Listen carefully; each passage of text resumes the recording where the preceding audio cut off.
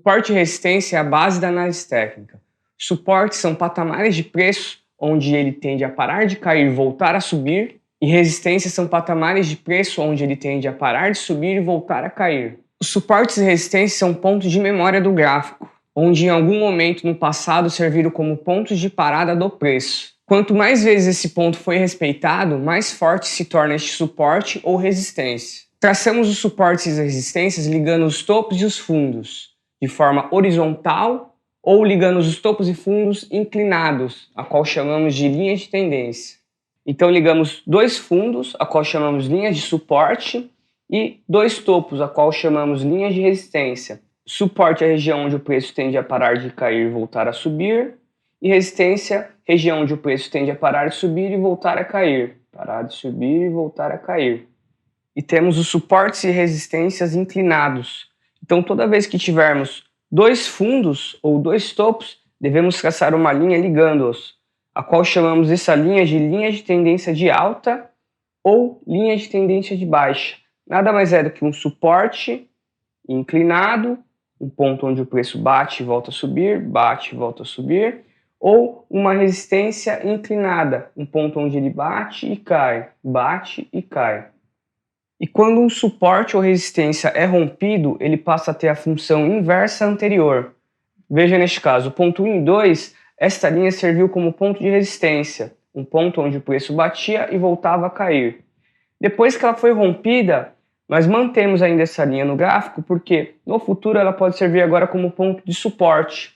Um ponto que era uma resistência, agora o preço vindo de cima para baixo, pode servir como ponto de parada, como suporte.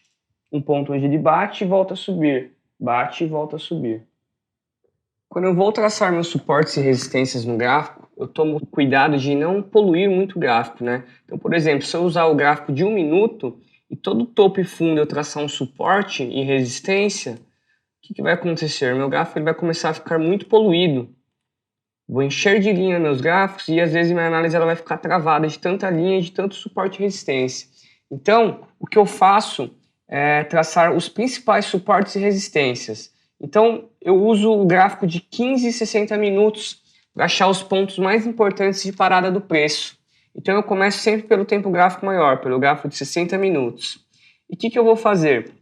Eu vou procurar, geralmente, 2 ou 3 pontos de suporte para baixo e 2 ou 3 pontos de resistências para cima de onde está o preço. Então, a primeira coisa que eu tenho que entender sobre suporte e resistência. Suporte e resistência não necessariamente é uma linha exata onde o preço vai bater exatamente na linha e respeitar ela.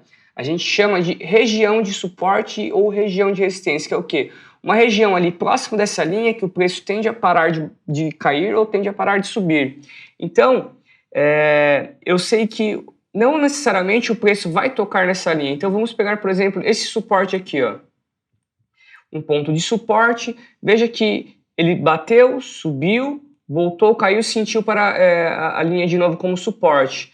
Na segunda vez que ele veio testar aqui, repare que o preço conseguiu ultrapassar um pouco a linha.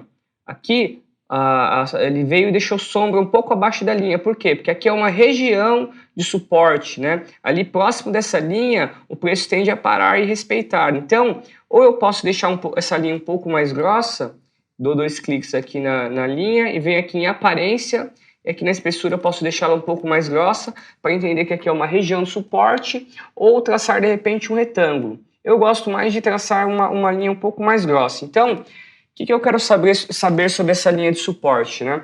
Eu quero saber se no passado houve mais vezes que serviu como ponto de parada do preço. Então, eu vou olhar para trás no gráfico e ver se outras vezes essa região serviu como ponto de parada. Então, eu posso tirar o zoom aqui do gráfico e vou ver aqui, ó. Então, um ponto de suporte que serviu de suporte hoje, se eu pegar aqui no dia 27 de maio, serviu como um ponto de resistência, ó. Serviu como ponto de resistência, aqui ele serviu como ponto de suporte, aqui 2 vezes ele serviu como resistência, aqui outro dia serviu como resistência.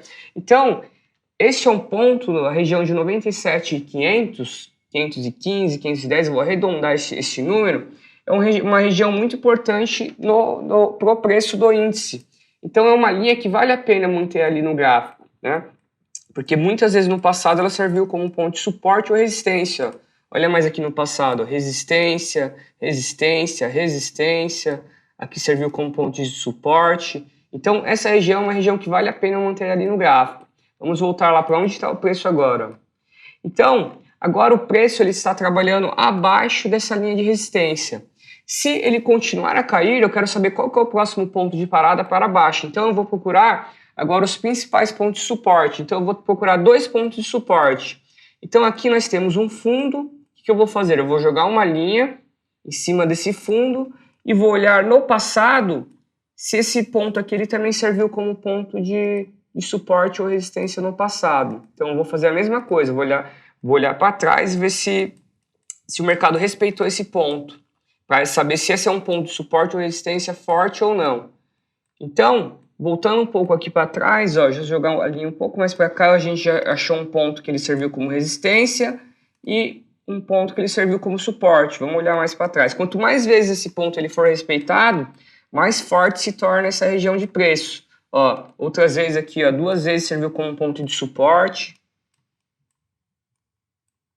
E outra vez aqui como outro ponto de suporte, um suporte muito importante. Por quê? Porque quando o preço tocou aqui, ele reverteu forte. Ó. Então achamos aqui um próximo ponto de parada do preço para baixo. Então o índice voltando a cair, o próximo ponto onde ele pode segurar seria essa linha. E se ele perder essa linha, perder esse suporte para baixo, eu quero saber qual que é o próximo ponto de parada dele. Então o próximo fundo que eu tenho aqui no gráfico de 60 minutos é este fundo aqui, ó. Eu vou fazer o mesmo teste, vou jogar uma linha em cima desse fundo e vou puxar para trás aqui no gráfico para ver se eu consigo achar no histórico aqui se serviu como ponto de parada, região de 95,610. Então vamos fazer a mesma coisa, ó. Opa, já voltando aqui para trás um pouco no gráfico, a gente achou um ponto que ele serviu como ponto de suporte aqui nessa região de briga. Então, já achei outro ponto importante aqui do preço, ó, um ponto de parada. Ó. Aqui ele serviu como resistência. Você vê que em alguns momentos ele serve como ponto de resistência e em outros momentos como ponto de suporte. Então, eu costumo trabalhar dessa maneira, procurando 2 pontos de suporte abaixo de onde o preço está e dois pontos de resistência acima de onde o preço está. Então, se o índice voltar a subir aqui, ó, e romper essa resistência, eu quero saber qual que é o próximo ponto de parada do índice. Então, agora eu vou procurar uma nova resistência aqui para cima. O que eu posso fazer? Eu vou fazer um teste utilizando esse fundo aqui, ó, um ponto de suporte, que já serviu como ponto de resistência hoje, ó. Então, uma vez serviu como ponto de resistência ontem, serviu como ponto de resistência antes de ontem, ó. Então, 1, 2, 3 vezes esse ponto já foi testado e serviu como ponto de parada. Então, região de 98,530 é uma região importante do preço. Vamos também olhar mais para trás aqui no gráfico para ver se ele serviu como ponto de parada. De novo aqui, no passado, ó, serviu como ponto de resistência, como ponto de suporte, como ponto de suporte.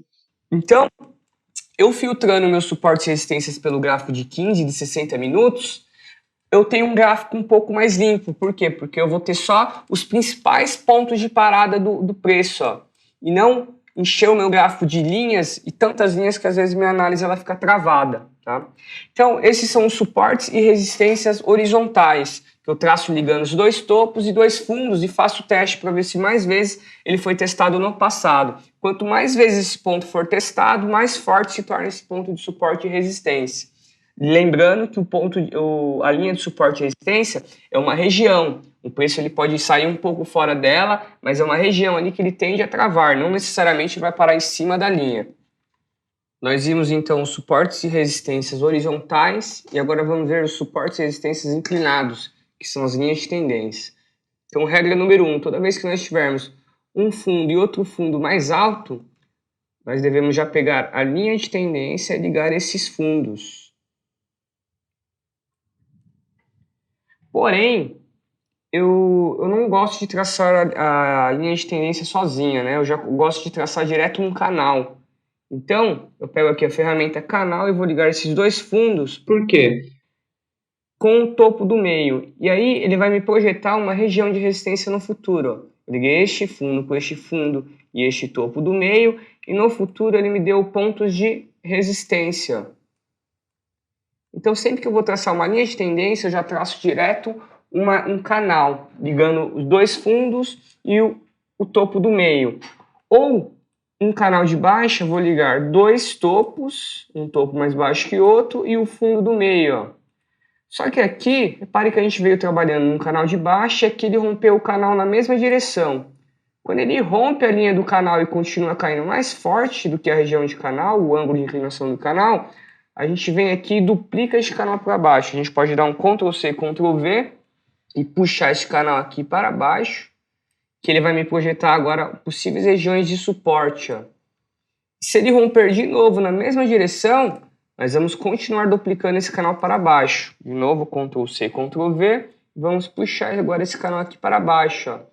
Ele vai me ajudar a achar futuras regiões de suporte. Ó. Então, quando o preço ele volta a trabalhar no canal antigo, é um sinal que o mercado está começando a querer reverter. Tá? Então, regrinha de canal. Perdeu o canal na mesma direção, temos um canal de baixo, ele rompe para baixo o canal de baixo, a gente duplica ele para baixo. Tá? E quando um canal é rompido na direção contrária, igual aqui temos um canal de alta, ele rompeu para baixo. Né? Quando ele rompe, a gente ainda mantém esse canal no gráfico, porque ele pode voltar para testar a linha que foi rompida, um ponto que era de suporte, agora ele pode se tornar um ponto de resistência. Tá? E quando o canal é rompido na direção contrária, a gente pode utilizar como alvo o próprio Fibonacci, traçando do fundo do canal até o topo máximo do canal. Então a gente tem como alvos as regiões de Fibonacci. Primeiro alvo alcançado, segundo alvo alcançado e último alvo alcançado. Quando eu quiser limpar aqui os meus estudos, as linhas que eu tracei aqui no gráfico, clico com o botão direito, venho aqui embaixo, opções de estudos, e coloco aqui, ó, excluir todos os estudos de input, 1 minuto. Aí eu ponho para excluir e vai limpar o gráfico. Toda vez que eu vou traçar um canal, eu faço algo muito importante que é o quê? Dividir o canal no meio. Então eu liguei esses dois fundos e vou ligar ele aqui agora com o topo do meio, né? Então agora eu venho aqui, dou dois cliques em cima do canal, eu venho em aparência e coloco a linha central. E ele vai dividir o canal no meio, tá? O legal de dividir os canais no meio é que ele me projeta também regiões de resistência no meio do canal, ó. Ponto de parada no meio do canal. Tá?